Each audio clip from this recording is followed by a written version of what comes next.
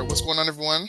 Dondre Homer here. Welcome to the Sideline Podcast with the one and only Marcus Bonnet. Yes, Bonnet, sir. what's Yes, going on? sir. Chilling, man. Chilling, man. Can't get. I just been excited to get this thing popping, man. Right? I know it's been a while. I know it's been a while, and shit. Sorry.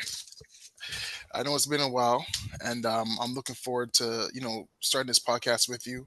I'm Mhm. excited for this opportunity. I appreciate this opportunity, and as we are going through this journey, I kind of want to start in the beginning. So we know, you and I both know, but the listeners may know, your playing days are now coming to like a close, right? And before we get into the future and what's coming on with the future, I want to know from your standpoint, why now? Like what was the inspiration of starting a podcast? The Sideline Stories with Marcus Bonnick. Um, this is my third attempt at doing a podcast. Started one during COVID, like early COVID. Um, that one didn't work out. Some things had happened, and didn't end up going back to it. And then started another one. Um, about I want to say like 2021, 22 maybe. Recorded an episode, got some great feedback from it. Then me and my guys recorded another two episodes, but the guy that was doing all the editing, he was just too busy. And then we didn't expect him to, drop what he's doing to like edit our stuff. So that didn't end up working, so we kind of scrapped that. And then just over time, especially this school year, this season, I had a lot of teammates tell me like, yeah, you should start a pod, you should start a pod. But I'm just like, I don't know. I've done it twice, didn't work out. I don't think it's really meant for me to do. And then you came around about a month ago or so, and then you were kind of like, nah, you should do it, whatever. And then you coming to me kind of like was the nail in the coffin for me to like, all right, let's do it. Because like it's not easy to find someone that's like committed to do it. And not to say the other guys I did it with weren't committed. It was just like there were just things that happened that were out of our control. Hmm. Um, so like yeah, when you find someone that's like dedicated and it's like really pushing you to do it, it makes it a lot easier. And then on top of that, like I've had a story to tell and I just didn't know how to tell it, and I just felt like doing it this way was probably the best way to do it. Mm. And first and foremost, I appreciate it. And I think, I guess I'll give the listeners a reason why I reach out to you. We've met, but I would say probably 6 ago, Mhm. and I got introduced to you through playing ball, and I knew you were nice, and I always asked like, "Yo, where's this guy playing?" Like so on and so forth, right? And I got a hold of your mixtape, and again, people who know me know I just love basketball. Like I will show up at a men's league. I just love watching the game of basketball, and I seen that. If I could be honest, it was like you had a love for the game, but it was like something was robbed from you, Yeah. and I couldn't understand what it was. Um, and not being enough was like, I need to know. I want you to find that love again Mhm. and provide that story for people. So again, supporting and watching the journey, like by the time I know you, I've known you, I was like, you know what, I want to be not just a part, but I want to be a support. How can I support in any way, shape, or form, right? And again, to now watching you play at Seneca and so on and so forth has been a great thing for me to witness, Mhm. even the men's leagues and stuff like that. So I'm happy that now we're able to again come together and be like, yo, how can we now push your story, because you do have a story and Mhm. you do have something to share with people when it comes to overcoming challenges, mental health, whatever the case may be, but also inspiring the next generation, right? Because basketball, especially in the city, is growing drastically. Yeah. um, so I'm honored to again be able to be a part of this journey with you. 100%. One of the things that I kind of wanted us to start, because you mentioned we talk about journey, we're talking about story. I want to start with who put the ball in your hand? And if you remember, like, how old were you when you actually started playing organized basketball? Yeah. It's definitely my pops. You know, my pops played college ball. Unfortunately, due to injuries, he ended up tearing his Achilles in his, I want to say like his late 20s maybe. Um, but yeah, it was kind of like it wasn't forced upon me. It wasn't like, yo, you're playing basketball no matter what. It wasn't like that. It was just like all of us kids growing up, or at least the majority of us, we all had a Fisher Price net. So it started from there. Probably like 2, 3 years old maybe. My like, earliest memories I had is like I was living in Malton at the time, and um I was in the basement, and all I would do is just I'm just hooping in the basement on the Fisher Price net. And then once summer came around, I would bring the Fisher Price net outside. I'm hooping outside, and then when it's too cold during the summers, bring it inside. I'm hooping again. So it was just like it was from there, and then left Malton, moved to Brampton. I want to say maybe 7, 8 years old. Anywhere between 7 and 9 years old, I think, is when I started playing house league. Funny enough, my dad was my first coach, and that whole week, like leading up to the game, my first game, I'm telling him like, yo, like I'm not even just telling him, I'm telling mom, sister, freaking friends, family, all of that. I'm just like, yo, like I have a game coming this week. Yo, I'm gonna hit a three. I'm gonna shoot three. Da, da, da, da. And mind you, like I was never. That's not who I was. Like growing up, like I eventually became a shooter, but I didn't start out as being a shooter. But Hmm. know us as kids, like we just want to see what we want to do what we see on TV. Yeah. So like yeah, I'm gonna shoot a three, I'm gonna hit a three, whatever, whatever. And my dad's like, yo, if you shoot a three, I'm subbing you out. But like at the time, the rules is that there's four, no, sorry, there's two halves, but there's four shifts each half. So equal playing time, but you can't sub within those shifts. So if I'm playing one shift, I play the whole 4 minute shift without getting subbed. So in my Mm, head, I know that, yeah, even if I shoot a half court shot and you want to sub me, like you can't. So I'm still like I'm talking my shit. Yeah, I'm gonna hit a three, I'm gonna shoot a three, whatever. hmm. So for those that know, Jim Deacon, legendary gym for the guys that played for Yep. Brampton Warriors or played in that Warriors tournament growing up. Um yeah, first game was there.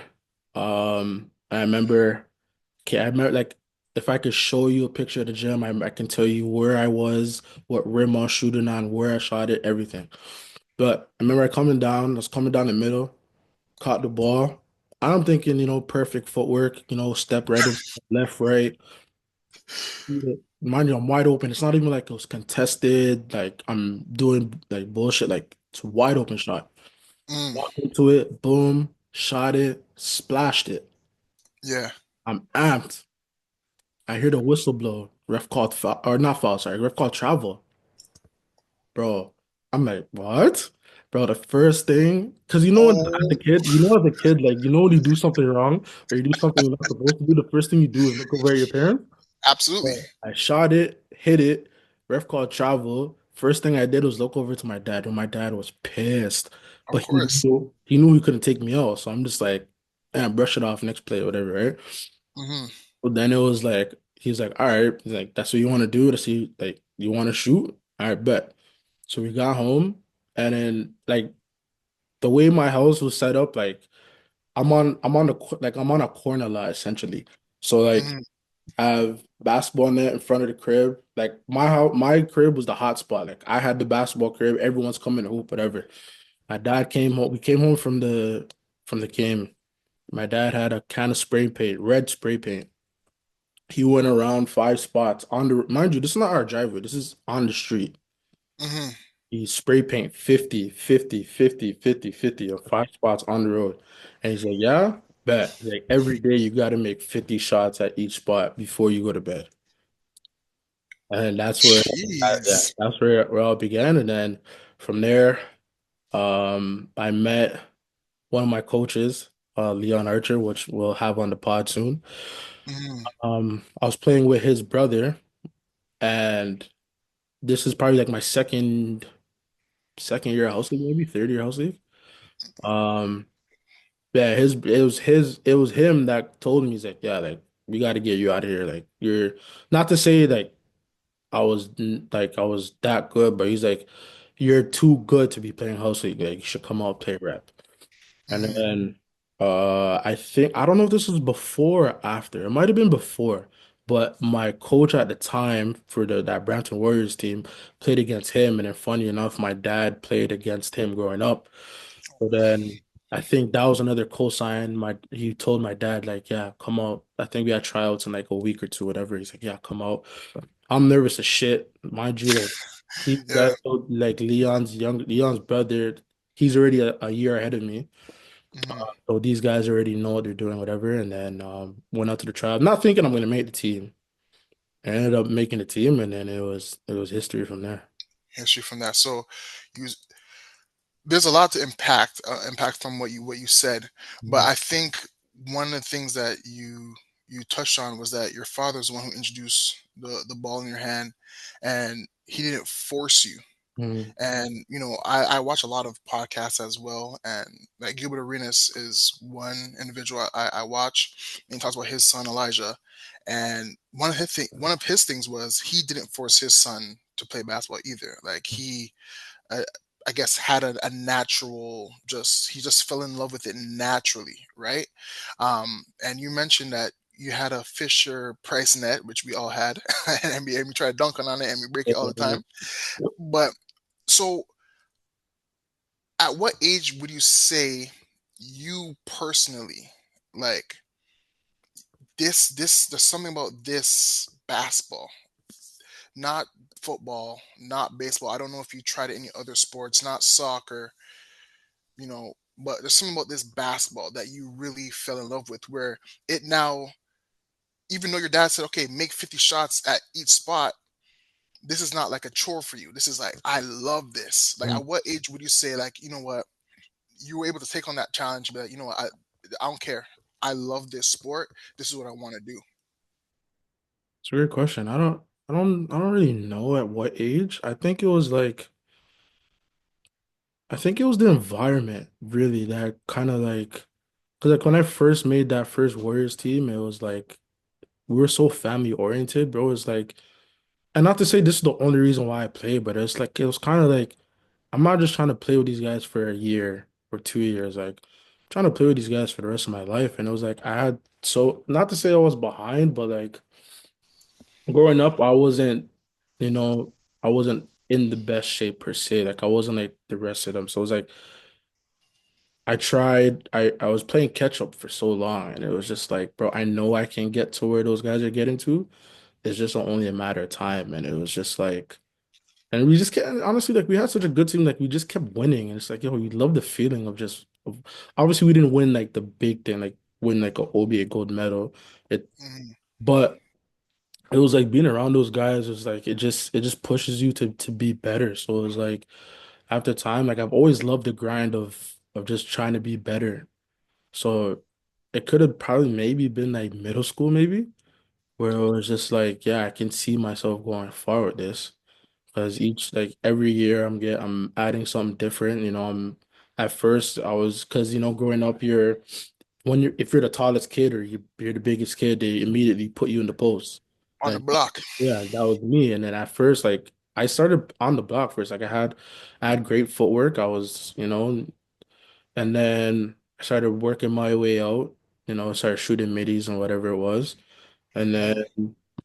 I went from the block to middies and then becoming a shooter. So it was like seeing the growth in my game and then going from just being a shooter to then being like a three-level scorer essentially. It was just like I said, just seeing the growth and just being like I know that I'm good, but like I know I can be great at it. So it was like I want to say like because like when you're in like elementary school, you're delusional. You don't really know what you're really doing. You're just you're out there, you're having fun and whatever. And it's like middle school is like okay, it's getting a little more serious, and high school is like all right, like this is like the real deal. And then from high school you go on to college, and then college you're trying to go pro and things like that. So it's just seeing the growth of my game over time. It was just kind of like okay, like well, I wonder what it feels to have handles, and then.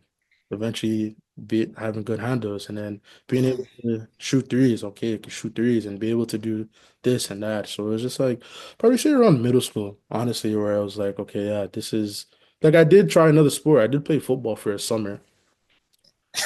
That's Played it for a summer. football. Yeah, no, because it was so point because that shit's expensive. It was like I couldn't Facts. do and I couldn't do both. And it was for a summer and it was more for me to get my footwork better, which like I'm telling you right now, like yo, if kids played football or even train, like not even like do football things for like train, do actual football, like I'm telling you, like I became like my footwork defensively Became was like impeccable. And I wish I continued it, but obviously like I couldn't couldn't do do both. sports. So it was like Yeah. last summer, like I was playing what was that O-line? I think it was O-line. And like the Hmm. footwork and like coming back to basketball and then bringing it to that footwork that you do in football, bringing it back to basketball was just like, I'm like, holy shit. But Yeah. if I could have continued, I would have. But at the end of the day, my parents is like, yeah, I know you love playing football, but it's like you kind of have to pick one. So it's like there's no hesitation. I'm just like, all right, like, I just play football for fun. I don't really care about this shit. Let's go back to hooping. Like, that's what Nah, that's I feel you. I feel you on that. And I'm happy that you actually brought up footwork because I was going to ask you like, what, sport or how did you learn about footwork? Because you know, a lot of people say start off with soccer because soccer it's all yeah. footwork, right? But I can now see the correlation when it comes to basketball because with defensive slides and being able to do certain things, you can easily translate it to to basketball. So you already kind of answered that question for me. Now, another question because you brought up, the ability to, learn and you essentially fell in love with the game just through your natural curiosity as just a young child, right? And in middle school, being able to be like, okay, what does it look like to dribble? What does it look like to shoot? What does it look like to do certain things, right? So my next question for you is at what age or at what point did you say, you know what? I'm nice at this. Like I'm actually sick at playing basketball. This is what I'm actually here to do. Because I do believe that everyone has that moment in time Mhm. where clicks. Was it a game? Was it a run? Was it a crossover? Like what was that moment where you're like, yeah, I'm actually nice at this? Um, for me, like I guess you could say like I was a late bloomer. Like I've always had this is the funny thing is like the way guys see me, like for example, my breakout year at Henry Carter, grade 12, like I've always had that, but I just never had the opportunity to show it. Like, for example, like let's say like I'll go back to middle school, like I want to say like grade 7, grade 8 was like I always had the ball in my hands, right? So it was like I'm essentially like I'm playing point guard. I'm bringing the ball down, I'm getting my own shot, I'm playmaking, whatever. But then I go play for my rep team and like I'm the total opposite. I'm not one dimensional. Like, okay, you're gonna go down play in the block or you're gonna go stand in the corner. So it's like I never got to show that off, right? Mm, And like there was again, like I would play against my rep teammates. Like remember Jalen Poyser again, we're gonna have him on the pod as well. He went to mhm, Morning Star and that team was stacked. Like that was like him, Lamar, which also played rep with. Um, their team was nice. And when I went to Lougheed and we went to the Morningside tournament, we played them. I already knew like we already knew we are gonna lose. But it was just like I'm gonna go out and do my thing. And they're seeing me the way I play in middle school, and it's like, bro, why don't you play like that with us? I'm like, bro, you yeah. need to answer to that. Like, I don't get that opportunity to, right? Mm, And it's no disrespect to like those guys, but it's like um those guys have the opportunity to show it and things like that. And it was just like I don't know, I just never got the opportunity to it. It took a while for the opportunity to present itself. But I don't know, I've never really sat there and said like I'm nice and like I'm like I don't really talk like that, but like it might have been like grade 12. Because like I said, like people didn't know the things that I can do until I got the opportunity to do it. So I got to car grade 10. mhm. I was one dimensional. Like not to say they told me I'm only supposed to do this, but it was just like I played with Dylan Brooks, Ty. Stuart Nelson, Jalen Poyser.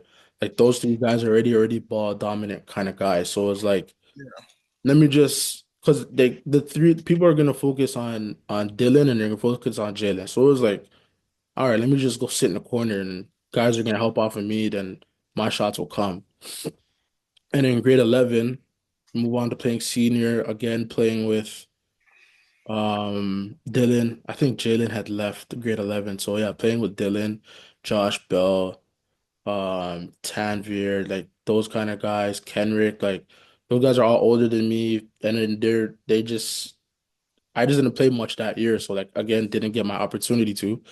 And then going into that grade 12 year, that summer, I worked out with our with one of our coaches, which he played D1 football. And like that whole summer, I lost like I think like 40 pounds maybe. And then I got in like the best shape I ever been in. And then Dylan ended up leaving to go into Finley Prep. Um, who was it? Jalen had left, Tanvir, like a lot of guys left. So it was like, okay, this is my opportunity. And then I just came in. I think honestly, it might have been what game was it? Humber. There's a Humber College tournament, Yeah. um, grade 12, and funny enough, like I put the clips on on the story the other day. Um, and I said I'll talk about the game, but I guess here we are. Um, but so before that, so it's like how it went. It was so Henry Carp hosts a tournament every year. It's a big Mhm. tournament. And then I kind of started making a name for myself a little bit. And then think the following week or the week after is the Humber College Pulse is a tournament. So first game's Friday. And no, like it's not even a Disney, but like our first game is always like against a weak team, right? Yeah. So it's like first quarter, first or second quarter, and I'm like, I'm not struggling, but like I'm kind of like hit and miss, whatever. And then I'm starting to find my rhythm now. Like I think I got a steal, layup, I hit a three. So I'm like, okay, I'm getting my rhythm now. And I remember shot goes up, I go for an offensive rebound, but I'm realizing I'm like off, like I'm not gonna get this rebound. Let me just chill out. So I pump the brakes, whatever, I stop. And so my guy grabs rebound, and I guess he didn't see me behind me. Boom, turn, elbow to the nose. Jeez. Hit the floor. Like my eyes were so watery, bro, I couldn't even open my eyes. I hear Leon on the bench. Cause you're the type of guy like if you get hurt, he expects you to get up like that, Yeah. knowing like this like how bad this like you're hurt, right? Yeah. So all Yeah. I hear is like, yo, Marcus, you gotta get up. You gotta get up. I'm like, bro, I can't even open my eyes, let alone you want me to get up. Hmm. I'm trying to get up, I'm trying to open my eyes. Finally get the strength, open my eyes watery, wipe my eyes. And the first thing I do is I look down, pool full of Blood. blood. Yeah. I'm like, fuck. Right? Go over to the trainers, whatever, the test doing tests, whatever. They're like, oh yeah, it might be broken, might not, whatever. So mind you, Humber is a hospital down the street. Yeah. Go to the hospital, doctor's like, yeah, it's broken. I'm like, ah, Jeez. I'm like, can I still play? Wait, Okay. what? No, time out. I'm like, you yeah, you that's just broke your nose. You just broke your nose. fresh, like 2 hours ago. And you're going to the doctor saying, all right, cool. So let's Bro, wrap this up. we had a big game Saturday morning. So I'm like, bro, Mm, there's no way I'm missing this game. So I'm like, yo, can I play? It's like, well, yeah, but like if you get hit, yo, again, because the likelihood, because I'm sure you never had no mask. no, listen. He You said, feel what I'm saying? he's like, it's gonna hurt like a bitch, but yeah, I'm like, so I could play. All right, bet. Call coach, Gee, head coach, like, yo, man, like, nose is broken, but like, I got the green light to play. Leon, broken nose, I got the green light. Then I'm hitting, at the time, there's like MPH and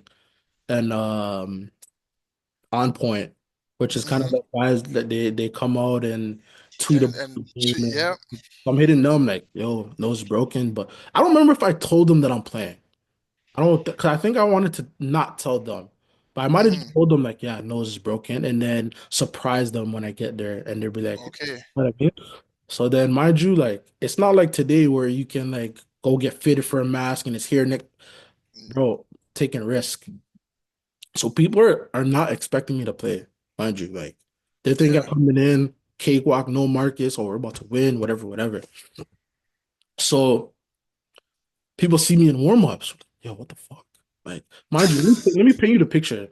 So Humber has three gyms, but they only use two. So you have the main court, and then they have Hmm. one of the side courts. We're playing, mind Yeah, you, like it's not even a dis. Like I said, this is it's not a dis thing, but like I don't think we should have been on the side court.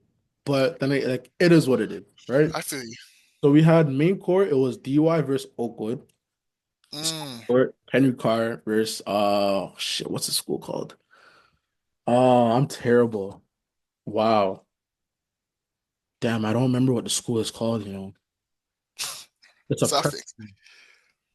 Yo, I'm terrible. Wow. Anyways, prep school. Mm. Um, yeah, so I'm in the game warming up. People are like, yo, like, I thought this guy had broken nose. Like, what's going on? Whatever. I'm playing the game, whatever, whatever. But mind you, I'm playing like I don't have a broken nose. I'm going to the rim. No I'm mass, like an no idiot. math, no nothing. I'm playing like Blasted idiot, like yo. right. So then I remember I think I did a spin move, got to the rim, and I fell. And then Leon yells at me. He's like, yo, can you stop going to the fucking room? I'm like, what? I'm like, what do you want me to do? Just shoot? It's like, yes. I said, oh shit. This is the first time I got a green light like that, eh? I said, all right, cool. So I remember I had 5 points in the first half. Okay. And bro, I don't remember nothing from the third quarter. All I remember is coming out of the timeout, not the timeout, coming out to start the Halftime. fourth quarter. I look up at the score and I'm standing beside Brendan. And I looked at him and I said, yo, because mind you, it's fourth quarter and we're down 20. Wait, time out. So time out. Let's reverse. So the first half or the first quarter, you had 5 points. First half out of Okay, so 12. first half. So First half. now you come out of halftime. You don't know exactly what transpired in the third quarter. I just know I didn't score in the third quarter. So Five you still have points. five I points. have 5 points. Okay, we're going into the fourth quarter now. Let Come, me hear come on this the, foolishness. come on the huddle. Sorry, come on the huddle. Brendan is beside me. We both look up at the scoreboard and we're like, yo, fuck, like we might lose because like we're down 20. And like Hmm. Henry Carter be down 20 and to lose this early in the year is like it's a big deal. Yeah. So coming on, whatever, we're hooping. Fast forward to like 4 minutes left in the game. Let's say like 4 or 5 minutes left in the game. All right. And I don't remember the call that happened, but I remember I'm inbounding the ball on the sideline. And the way Hmm. that the court is like they have stands. Stands is here, and then you're hooping here. So I'm standing I'm about to inbound the ball by the stands. Hmm. And it's the other team's parents, and then there's a mixture of like the Henry Carr parents. And I know I'm like my mom is near, like she's sitting close to where I'm about to him on the ball. So apparently this one mother, whatever, was like going back and forth. I don't know if they're going back and forth with my mom or like she was just talking shit and my mom, Yep. whatever. So I'm hearing it now because like I'm standing right beside her, right? And she's like, yeah, these guys are not that good. They haven't been in a situation like this before. Da, da, da, da, da. I'm like, word? All right. Yep. I'm on the ball, whatever. I think I came out after that inbound and I hit a three. Mind you, this is a little blurry. I only remember bits and pieces from the game, but I don't remember how many threes I hit up to this point. But I remember I hit the one, and then fast forward now, I remember I caught the ball, whatever. I'm about to tap the rim, boom, ref calls foul, called blocking foul. So Okay. guy that's guarding me, he's coming to me now and he's yapping and talking shit. Yep. And I'm just like, for me, like I'm the last person that you want to talk shit to because I'm not gonna talk back, but like I'm gonna bust your ass now. So Right? wait, time out. So you don't talk during the game. Unless I'm like 9 times out of 10, no. Like I don't just randomly start talking shit. Really? All right, babe. Hey man. Like Sometimes you gotta guys get will stuff talk going, to man. guys will talk to me. I might say a 1-2, but I'm not like Draymond. Like I'm not on that type of time. You know what I mean? My I shit feel you. I feel talking, you. my shit talking is me putting the ball through the rim. Like that's my shit Okay. talking. You know what I mean? So yeah, he's yapping. He said something. I think he called me either a bitch or a pussy or something. And then What? ref heard him. But like I said some shit, but I said it slick, so the ref didn't hear me. Ref heard Tech. him. Whoa, tech, go to the Yep. line. Hit free throw. Now this is when the run is started. I hit like In the quarter, I think I hit like 4 or 5 threes in the quarter. Okay. Mind you, remember I told you at the beginning of the fourth quarter Uh, we're down Five 20? points. So Yep. five And you had points, we're five down points. 20. Four Yep. minutes, I scored 22 points. We went Bombat. we went from being down 20 to winning by 20. Jeez. Mm. Just straight free throws and threes. Like that was it. Oh. Free Okay. throws and threes, like So nothing. it was a balance attack. Bro, it was just like it wasn't rocket science. I was just coming off screens. Just coming Mm. off screens. Boom. And then the last one I hit, if you see in the tape, even though they called it a two, I think they called it a two. Like I'm just running. Like we get the ball, I'm running to the corner, and we just boom, headman, boom. And then Yep. my young boy AJ, he's smart enough. Like he just stands there. Like he's not supposed to set the screen, but he sees me open. Okay, I'm just gonna set a screen. Boom, set the screen. No communication on their end. I'm wide Yep. open. Gosh, like I said, went from down to my. I'm telling you, bro. Remember I told you the main court, DUI versus Yeah. I don't want to say everybody, but a lot of people heard the That's noise going on yep. that court. They left. Left. Yep. I'm telling you, I kid you not. I was told guys from DY left their bench to come watch the game while their game is going on. Yeah. That's what people were telling me. People were telling like I had my one boy. He's like, yo, like I left the bench. I'm like, I'm trying to see what's going on. Why is there so much noise going on? He said he got off the bench, Hmm. peeped around the curtain to see what was going on. What's popping? He Yeah. was more watching our game than his game, which is And people who know our city, like just the GTA in general. I'm gonna tie in Toronto, Brampton, anywhere, Mississauga. I'm gonna tie it in. Whenever we hear noise and it sounds like it's cracking, yeah, we have to. Like we nothing. have to like, we have to see what's going on. I don't care whatever this is. And because people need to understand that DY has a reputation as well, right? So for them to actually leave their bench to be like, all right, whatever's happening over here, cool. I need to see what's going on over there. So there's a lot of things I want to unpack from that. But after that game, what would you say that did with your confidence as well? Oh, it skyrocketed because I started getting the recognition I thought I deserved. Like I Mm-hmm, got, like I said, I got bits and pieces of it in grade 11 because for whatever reason, like I always had good games in our early bird tournament. And like mm-hmm, I showed, it's funny enough because like the Saturday morning games I always played good. yeah, So grade 11, I had a good game against DY. Like that's what started it off. I mm-hmm, remember I always play good against DY, and it's not even like mentally like yo, I'm coming to kill DY. It just happens that way. So yeah. I check in the game. They had another shooter on their team. I can't remember his name. He went on a little run. He started talking shit, whatever. And then I'm like, all right, let me get my lick back. I started hitting threes. I started doing the Westbrook celebration. Boom, like man, like it's man's know, right? That's where it Yeah. started. I got a little recognition from there, and then people didn't know. It's funny enough, like grade 12 guys the early bird tournament, like MPH came to me. He's like, "Yo, were you at Car last year?" I'm like, yeah, like I was here. Grade. He's like, "Were you really?" I'm like, so people didn't know me. Yeah. That was me last year. You know what I mean? So after that, like people were tweeting about me, like MPH on point. What was the other one? Hoops Hype Canada. Uh, Like yeah. a lot of those guys were tweeting about me and showing love. And it was kind of like, all right, no, let's not. I can't show that this is a fluke. Like I gotta keep going. Continue to push. I don't remember like the tournament after that, but we had games and things like that, and I'm showing out. I'm still doing my thing.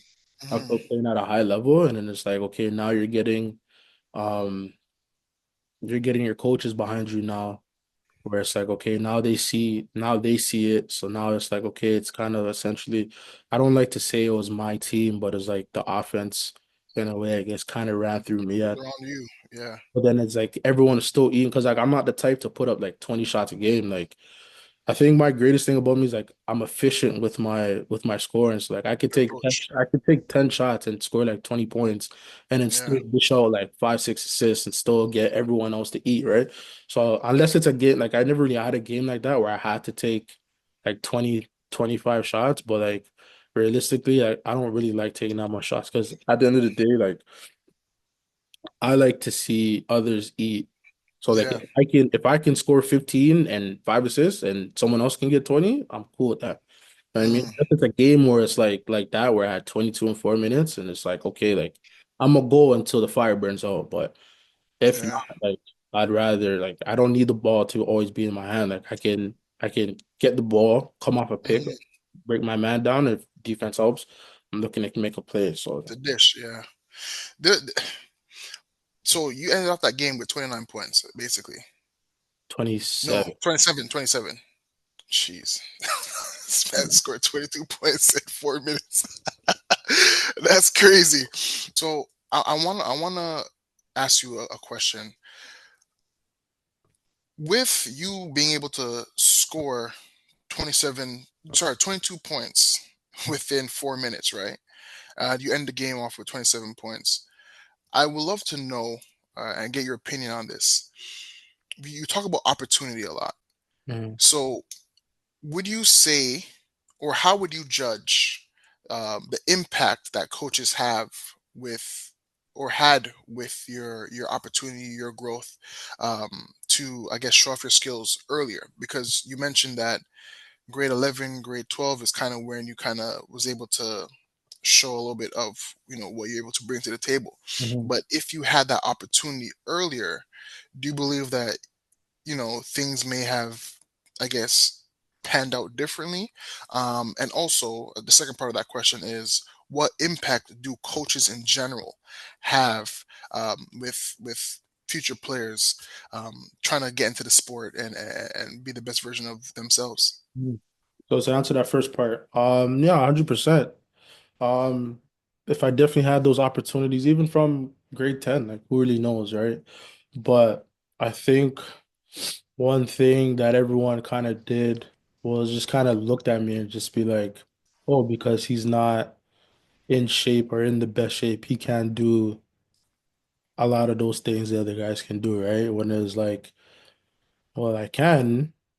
Just give me opportunity to, but you guys, a lot of you guys just said, oh, well, he does this one thing. Well, we're just gonna use him for this, and we're just gonna sit him in the corner, and whenever he gets the ball, he's gonna shoot it and whatever, right?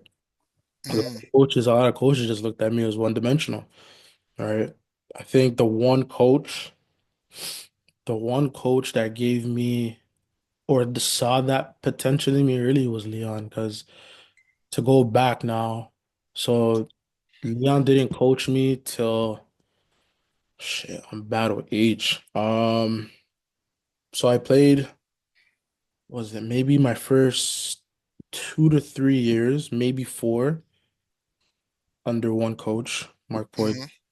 And then one year, um, I had a tryout of my life.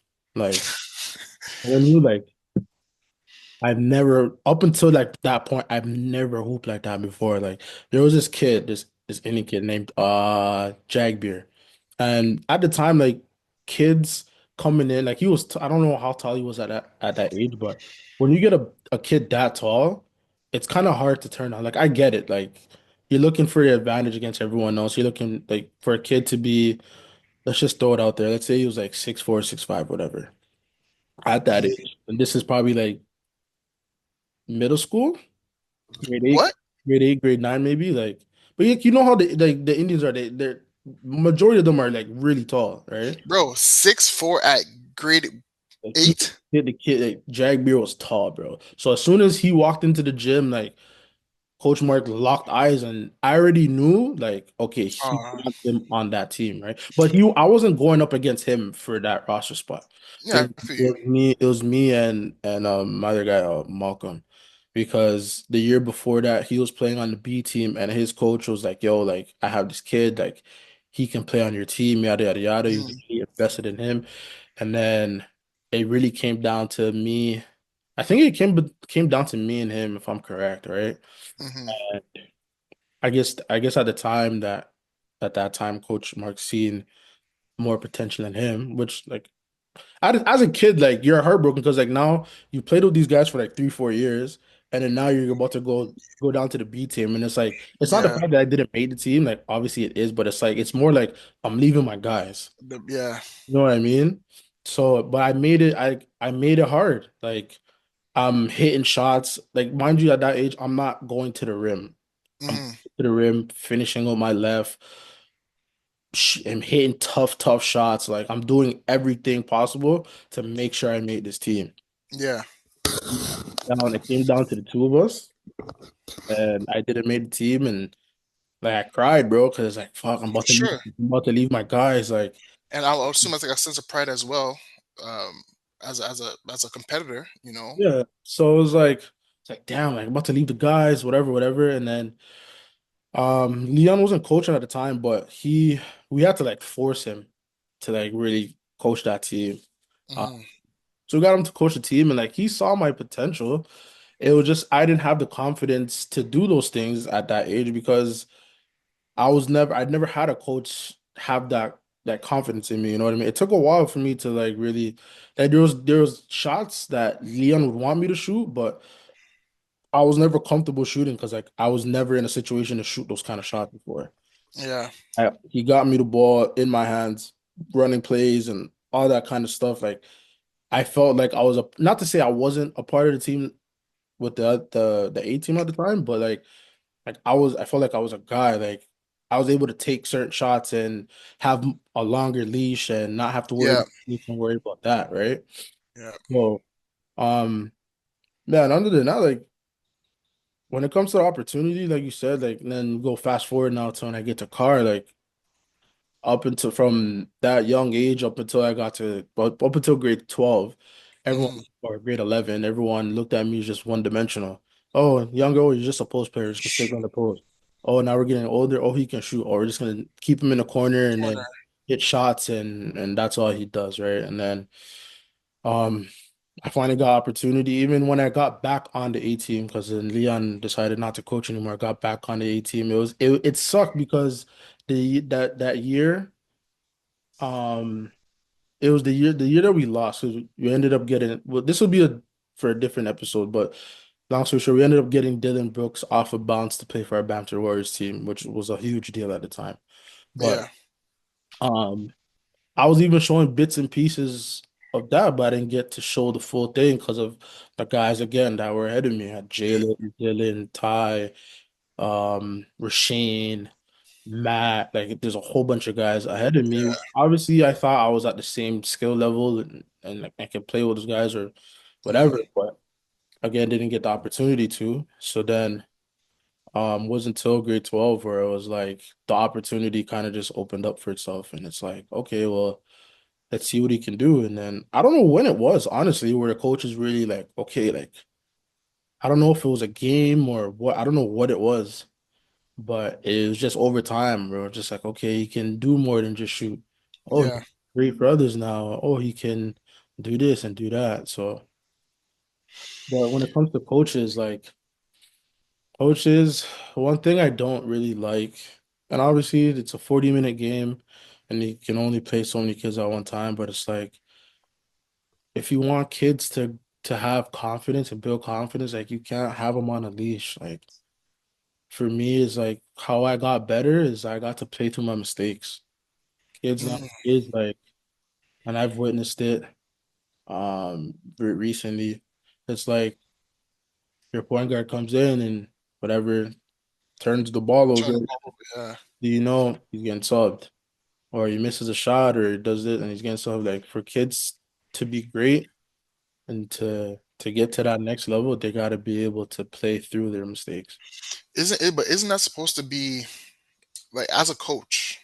And isn't that a place like shouldn't you be able to evaluate your players in practice? Like aren't you shouldn't you be able to give them the opportunity to prove themselves from what you've seen and gained from practice to now in games? Like how do you offer a player such a short leash if you're not giving them the opportune time to really develop? Are people practicing as much?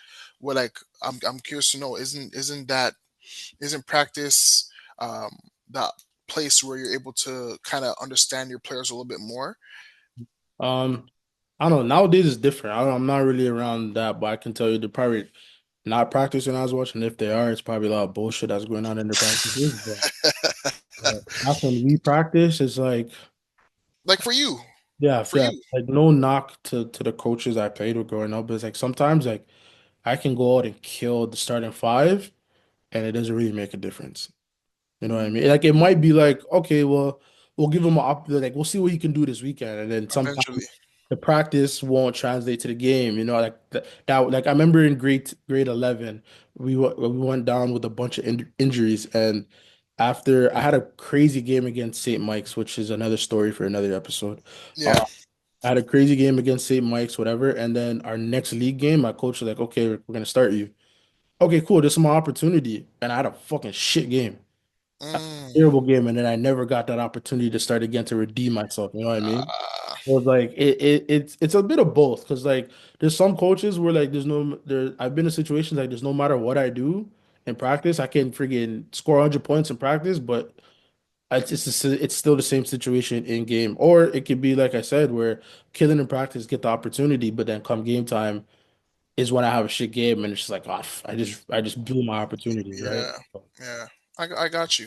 Now, you talked about like, you know, and being in shape and whatnot, but you also did mention that you lost about like 40 plus pounds in a summer. Can you like touch about that a little bit more? Yeah, so I remember grade 11, we went down to I believe it was South Carolina for a tournament.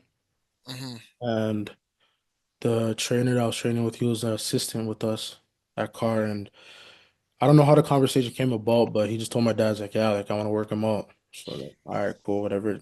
And season ended, and like a week after season ended, we got right into it. At first it was just me, and then I got a couple other guys. Or I didn't get a couple other guys, but a couple other guys ended up joining. Um, Yeah. and then yeah, we're going from like what season ended March. Honestly, like we went from like April to like we went hard like April to August, but like we Mm, were going every day. Well, maybe not every day, but I would say 4 to 5 times a week in the hot yeah. sun. Like we'll be in the hot sun for an hour, then in the weight room for an hour, and then we might get shots off for like it was every day, like locked in, making sure like and it just kind of happened, like because I've never taken like summer that seriously where I'm dedicating it to my craft where I'm actually like lifting and Yeah. this and doing that. So it was like 4 5 times a week, just working, lift like I said, lifting. I was like he was able to give me the dunk, like that's how crazy transformation it was, like running on the track, doing things on the football field and then leaving that to go into the weight room to go lift for an hour and you're already dead tired. Like Yep. yeah, that I can give Travis, shout out Travis. Hopefully I can get him on here. For But sure. yeah, he definitely changed my life. And not only just on the court, like off the court trying to get me schools. Like as soon as my mixtape dropped, he was Hmm. every single contact that he had to try to get me somewhere. So but yeah, that just getting in shape, man, that like that summer really like who knows if I didn't work out with him, like who knows where I would have ended up or what would have happened. So Yeah. yeah, just shout out to Travis, man. No, He for sure. really yeah. No, for sure, for sure. Now we are getting to the ending of the pod, um, but I want you to actually just share. Like, do you have any final words to the people? This is our first ever episode. You know, we've had our own technical difficulties back and forth to get this thing done, but I'm happy that we're able to get this thing finished and situated. But like, do you have any last words for the people? You know what to expect on the pod coming forward. Yeah, man, just stay tuned. It's gonna be a lot of storytelling. We'll probably do maybe one more episode after this, just the two of us, and then we'll probably get some. Well, not probably. We're gonna get some guests on here. I got like 4 or 5 people already locked in. Um, yeah, just stay tuned for the journey. There's a lot that people don't know. Hmm. Um, things that happened after high school, after JUCO, why I ended up coming back, injuries, Yeah. all of that stuff. So, yeah, I'm just ready to tell my story, man. So just stay locked in, stay tuned. you're gonna get some laughs out of it because there's some funny stories with some of the guests I got on it, but then you're also For gonna sure. get their journey and their ups and their downs as well. So Hmm. just stay tuned, man. We're gonna be consistent with it now. I think we figured some things out, so Yeah. just stay tuned. Awesome, awesome. Well, guys, thank you again for tuning in to the Sideline Podcast with Marcus Bonnick. Again, it's a pleasure, and don't forget to like, subscribe. You know what I mean? All that stuff for the algorithm stuff. And yeah, we'll see you guys in the next episode. Take Yeah. care. Love.